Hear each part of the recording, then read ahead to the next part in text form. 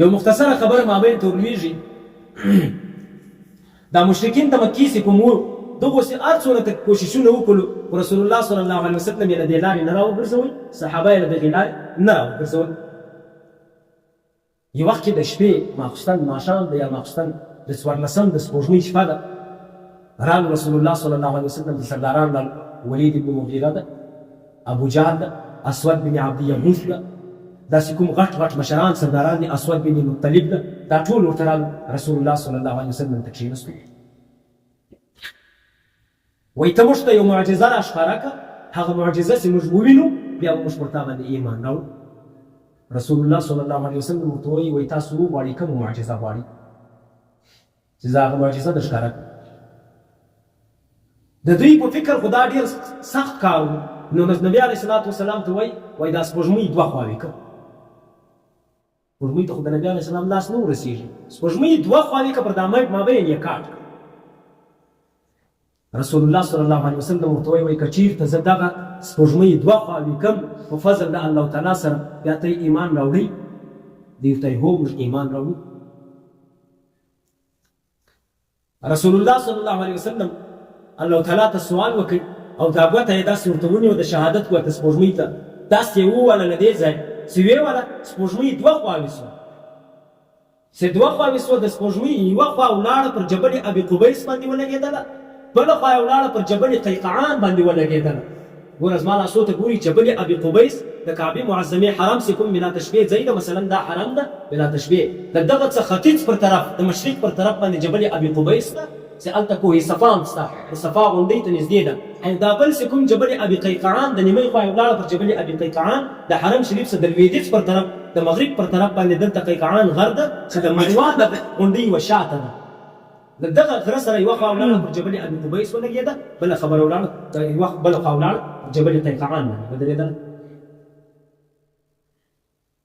روایاتو کې راځي وایي له مازدیګره تر ماښامه چې څونه وخت ده مثلا تقریبا یوه نیمه ګنټه وخت به یې انشاءالله دونه وخت دا سپوږمۍ پر خپل حال باندې نیمه خوا پر جبل ابي قبیس ولاړه وه نیمه خوا پر جبل قیقعان باندې ولاړه وله پوره تقریبا له مازدیګره تر ماښامه چې څونه وخت ده دونه وخت پر دغه حال باندې ولاړه وله وروسته بیا سپوږمۍ بېرته سره راغله پر یوه ځای باندې سمه سوله چې کله یې دا معجزه ولیدله دا ولید ابن مغیره دا خبره وکړله دا ټولو سردارانو دا خبره وکړله ول محمد خو نن پر اسمانو باندې هم جادو وکړي دا نور چې کوم کشرانو هغو ولید ابن مغیره رښتیا وایي نبی علیه صلات وسلام نن پر اسمانو باندې هم جادو وکړي ګورې دوی ته معلوم ما تاسو خبره ورځ وویله ما دوی دا خیال کله سره جباس چې نبی علیه السلام ته کوم لقب ورکړو د ساحر که د شاعر که د کاذب که د کاهن که د مجنون کوم لقب ورکړو دا ولید ابن مغیره ورته ناسو ول نه والله که هغه ساحر یې نه والله که هغه شاعر یې نه والله که هغه کاهن یې نه والله که هغه مجنون یې دا د سحر داسې ورته وویل دلته چې ورته وویل چې ساحر دا هم له عناده یې ورته وویله له ضد یې ورته وویل بد یې ایسي په دې وجه باندې ولید ابن مغیره دا خبره وکړله ول تاسو انتظار سي دا خو موږ ورته یې ولیدل له باره خلک راځي دا قافلې تللې دي هغه راځي هغه چې کله راغلو له هغو څه به پوښتنه وکړو چې تاسو دا کوم سپوږمۍ په دغه حال کې ولیدله چې نیمه یې د جبل ابي قبیس پر طرف ولاړه سي او نیمه یې د قیقعان پر طرف باندې ولاړه سي داسې ته یې ولیدله له هغو به پوښتنه وکړو څو ورځې وروسته دا قافلې راورسېدلې له هغو یې پوښتنه وکړله ول څنګه تاسو سپوږمۍ په فلانۍ شپه باندې دا رقم ولیده هغو ورته وویل موږ په خپلو سترګو ولیدل سپوږمۍ دوه خواوې سوله ولید ابن مغیره وایي دلته نارې کې وایي د محمد جادو مستمر ده مستمر دا معنا چې عارضي ده یو ساعت کې لپاره جادو یې بیا ختم سي نو خدای ونی مې ګانټې لپاره سپوږمۍ دوه خواوې سوله بیا ولې په خپل حال نس وفاته یعنی دا جادو عارضي جادو الله جل شانه په دغه وخت کې دغه آیت را نازل دغه سورت را نازل کوي اقتربت الساعة وانشق القمر وإن يروا آية يعرضوا ويقولوا سحر مستمر اقتربت الساعة وانشق القمر ساعت يعني قیامت را نږدې ده وانشق القمر او سپوږمۍ دوه خواوې سوله کله چې دغه مشرکین یو علامه یو معجزه وویني یقولو هذا سحر مستمر یا یقولو سحر مستمر دوی دا خبره کوي وایي دا سحر چې کوم دی دا د عارضي جادو دی دا د رسول الله صلی الله علیه وسلم هغه معجزه وله چې د سپوږمۍ دوه خواوې کړې وه له هغه باوجود دا مشرکین څه شي نه راغلی ایمان یې نه ولې عناد ډک دي ټول له عناد له وجې نه راوړله دا دوی معجزې د مختصره به ورواچو ان شاء الله هغه په دغه حالت کې دا معجزو سره ښه خوند کوي. یو وخت کې دا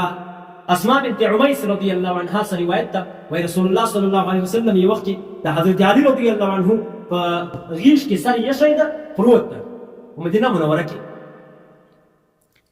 د مازدیګر وخت ده دلته د لمر لوېدو حالت ده پر نبي علیه الصلاة والسلام باندې وحی راشروع شول. د وحی نازلېدل وحی چې رانازله شوله نو نبي علیه الصلاة والسلام چونکې په وحی مبتلا شو حضرت علي رضی الله عنه په غیږ کې د نبي علیه الصلاة والسلام سر پروت ده علي نسي ولاړېدی د مازدیګر لمونځ علي نه ده کړی هلته لمر ولوېدی نو خو له علي ته لمونځ څه شو قضا شو هلتهسې وحی ختمه شوله لمر لوېدلی نبي علیه الصلاة والسلام حضرت علي رضی الله عنه ته وایي علي لمونځ دې کړی دی د مازدیګر هغه ورته یا رسول الله نه مې ده کړی. نبي علیه الصلاة والسلام دست په دعا شو الله تعالی ته وایي یا الله علي ستا د رسول ستا د محبوب په کار باندې بوخت و نو په دې وجه لمونځ یې قضا شوی ده قصدا یې لمونځ نه ده پرېښی بېرته لمر ورته راوګرځوه چې علي د مازدیګر لمونځ په خپل وخت باندې ادا کړي قضایي نه وکړي. روایت ګواه ده سند ګواه ده چې په هغه مازدیګر باندې لمر بېرته راوختی له مغربه څه بېرته څه راپورته شو حضرت علي رضی الله عنه لمونځ وکړی د لمانځه وروسته بېرته بیا لمر شوه شو. دا دوه یوه معجزه د حبس شمس ده یوه د رد الشمس ده. ګورئ دغسې کومه معجزه ما درته وویل ما د رد الشمس ده درته وویله چې لمر یې بېرته څه وکړئ راوخېځوئ. یو د حبس الشمس ده چې لمر یې پر خپل ځای باندې ودروئ هغه وخت که ستاسو چې په یاد را روانه دی ان شاء الله هغه د معراج واقعه چې رسول الله صلی الله علیه وسلم د معراج راغی دوی ته چې کومې خبرې وکړلې نو دوی د لارې نشانیانې ځینو غوښتې چې پر لارې باندې څنګه یو نشاني راکړه رسول الله صلی الله علیه وسلم ورته وویل یو قافله را روانه ده له هغې قافلې څخه یو وښه ورکوله دوی په هغه وښه پسې ګرځي چې هر کله هغه وښه پیدا راګرځي راځي دې خواته او راځي به هم ان شاء الله د چهارشنبې په ورځ به راسي سپېره وښه به د دوی په مخ کې را روانه وي او هلته به لمر ولاړ وي د لمر لوېدو په وخت باندې به دوی راورسېږي. د چهارشنبې ورځ چې راغله قافله وڅنډېدله هلته لمر پر لوېدو رسول الله صلی الله علیه وسلم دلته الله تعالی ته سوال وکړو یا الله یو ساعت کې لمر پر خپل حالت باندې ودروه چې دا قافله راورسېږي داسې نه دا خلک پر ما د دروغجن جوړ کړي. هغه لمر ودرېدی ولاړو تر هغه وخته پورې چې څو قافله راښکاره شوله هغه خړه وښه او سپېره وښه د قافلې په مخ کې را روانه وله رانه راورسېدله رسول الله صلی الله علیه وسلم دوی ته دا خبره وکړله ودغه د قافله راورسېدله زه د معراج په سفر باندې تللی. دا درې معجزې چې کومې دي دا د رسول الله صلی الله علیه وسلم معجزې دي. یوه په شق القمر په نامه باندې یادېږي چې سپوږمۍ دوه خواوې شوې ده. یوه په رد الشمس باندې یادېږي چې لمر یې بېرته راګرځولی ده. یوه په حبس الشمس باندې ویل کېږي چې لمر یې پر خپل ځای باندې څه کړی ده درولی. وخت چونکې کوتاه شو ما دا فکر